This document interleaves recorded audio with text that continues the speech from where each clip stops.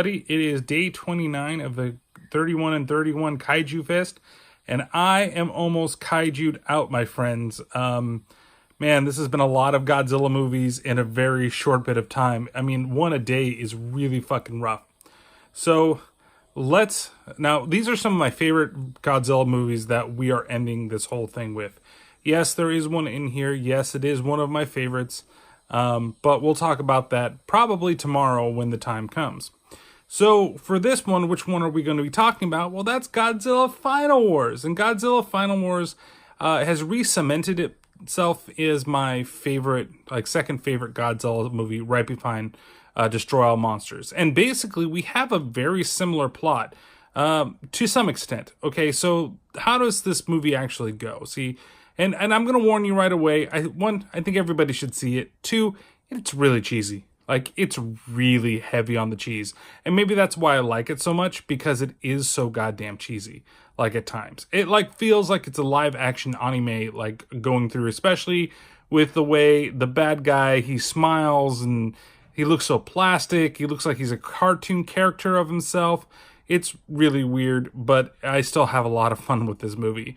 So, where do we begin? Well, we begin back in 1954, fighting the very first Godzilla. Again, we have to go through this, I don't want to call it a reboot. I don't even know if even the other times I should have called it a reboot, a refranchising. Basically, it's like the anniversary. Well, came out 50 years after the original Godzilla film came out. So I guess it is kind of the anniversary of Godzilla.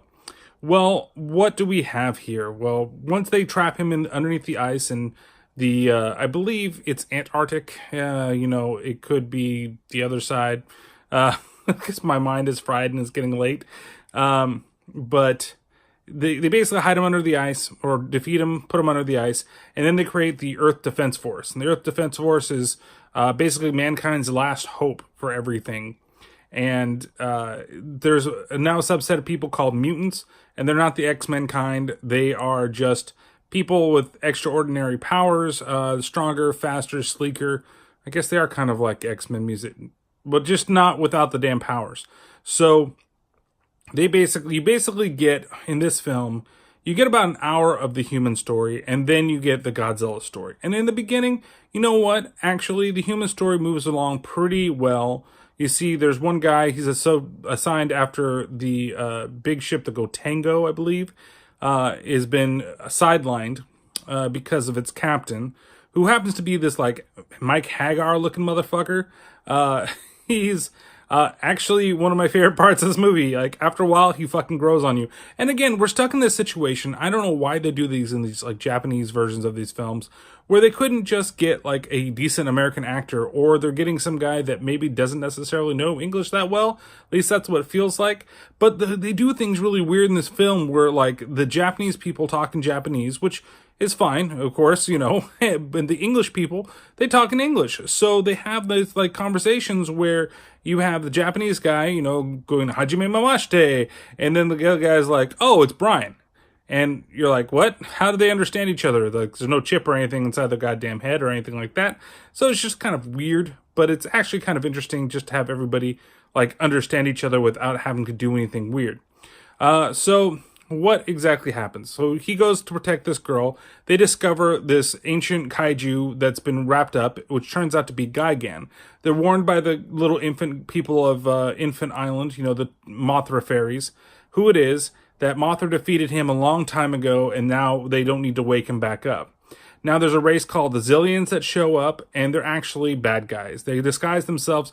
Of course, this is after a long sequence when a bunch of the kaiju just start attacking. There are way too many to fucking rattle off their names, but some that you're going to get in here is Hedorah, you're going to get Anguirus, you're going to get Rodan, you're going to get King Caesar, you're going to get that one, I think we get Ghidorah in this one. Now, there's supposed to be the guy from Space Amoeba, but I didn't see him at all in this film. At least, if I did, I totally skipped over him. Then you're going to get, of course, they call him Kaiser Ghidorah at the end of the film. Spoiling this already, but again, this is a really quick, 10-minute review, so what the fuck do you expect? And then Gigan and everybody else, and then Monster X. So basically, the first half is just them all like kind of getting away, fighting off the aliens, and then you get the second half where they decide to go back to where Godzilla's resting, wake his ass up, and that's where all the fucking fun begins in this movie. You get so pumped right before they do this.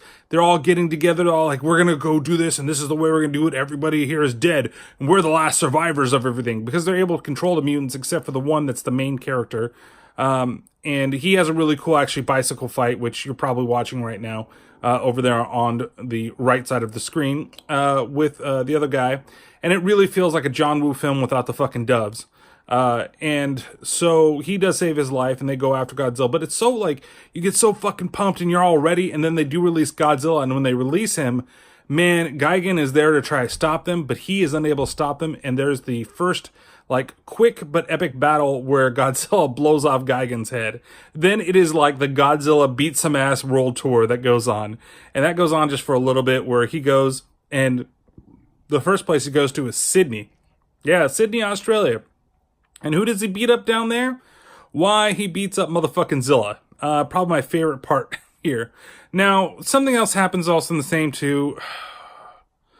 Godzilla's son is back, but he's called Million this time. I don't know why. He hangs out with an old man and a little kid, and they do something at the end of the movie that maybe you'll see a little bit at the end, but that's probably the one of the things that really upsets me about this film. But it's kind of a little gripe. So, anyway, like I said, you got Godzilla going around, kicking everybody's ass. He goes, kicks, whatever the Mantis guy's name is. I always forget what it is. He goes and beats up Zilla in Sydney, which is probably the best part of the goddamn film, and especially after he kicks Zilla's ass. Like, Zilla basically just runs at him, he gets hit with the tail, and then the guy says, oh, that's what I get for relying on that tuna-eating guy. I know you probably want to say tuna-eating motherfucker, because that's what I would say. Then you have him go just fight. He does a three-way battle, well, 3-on-1, I should say, three-way, with Rodan, Anguirus, and King Caesar. For some reason, King Caesar is a bad guy in this film. I don't know why, but they're all under mind control from the alien guys. So they all three, they get their ass kicked as well. And then finally, he comes to Tokyo where the mothership is, and he throws Hedorah out of the goddamn water, and Ibra as well, I believe, and like stabs him with him, and then blows his fucking like fire breath and just destroys both of them at the same time. It's fucking hilarious.